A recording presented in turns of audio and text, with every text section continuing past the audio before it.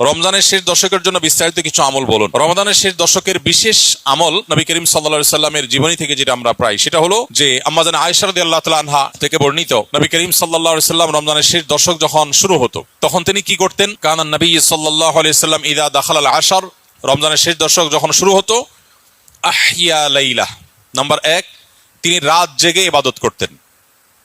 অনেক মুহাদ্দিসগণ, অনেক হাদিস বিশারদগণ বলেছেন এর অর্থ হলো রাতে তিনি ঘুমোতেন না শেষ দশক। আবার অনেক মুহাদ্দিসগণ বলেছেন কুমিল লাইলা ইল্লা কালিলার উপর আমল করে সামান্য ঘুমাতেন, বেশিরভাগ রাতে ইবাদত করতেন। তাহলে 1 নম্বর আমল হলো শেষ দশকের প্রতিটা রাত জেগে ইবাদত করা। নাম্বার 2, ওয়াইকাযা আহলাহ, নফল আমলের জন্য অন্য কোনো সময় পরিবারকে ডেকে তুলতেন না, কিন্তু রমজানের শেষ দশক পরিবারকে ঘুম থেকে ডেকে তুলতেন ইবাদতের জন্য। তার মানে পরিবারকে ইবাদতের জন্য উদ্বুদ্ধ করতে হবে।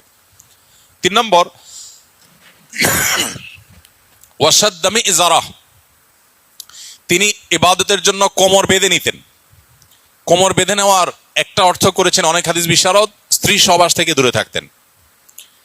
আরবরা এরকম কোমর বেঁধে নেওয়া বলতে এরকম ইঙ্গিত করে থাকে।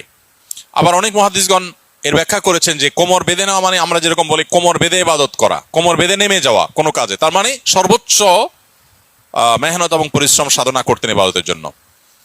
আর অন্য আরেকটি হাদিসে আসছে কানা ইয়াজতাহিদু ফীহি মা লা ইয়াজতাহিদু ফি গায়রি, নবীজি শেষ দশকে ইবাদতের জন্য এত বেশি পরিশ্রম করতেন, বছরে অন্য কোন সময় ইবাদতের জন্য এত পরিশ্রম করতেন না। অথচ আমরা শেষ দশকে বেশিরভাগ মানুষ হয় গ্রামের বাড়ি যাওয়ার নিয়ে ব্যস্ত, গ্রামের বাড়ি যাওয়ার পরে বিভিন্ন বাড়িতে বাড়িতে ঘোরার, গ্রামে গ্রামে ঘোরার নিয়ে ব্যস্ত, আর শহরে যারা আছি তারা কেনাকাটা, শপিং ইত্যাদিতে ব্যস্ত। তো এটা হলো আমাদের শেষ দশকের অভ্যাস, যেটা হাদিসের একেবারেই বিপরীত। শেষ দশক হওয়া উচিত প্রথম দশক, দ্বিতীয় দশকের চাইতে বেশি ইবাদতে বেশি মনোযোগী হওয়া উচিত আমাদের শেষ দশকে। আল্লাহ আমাদেরকে তৌফিক দান করুন।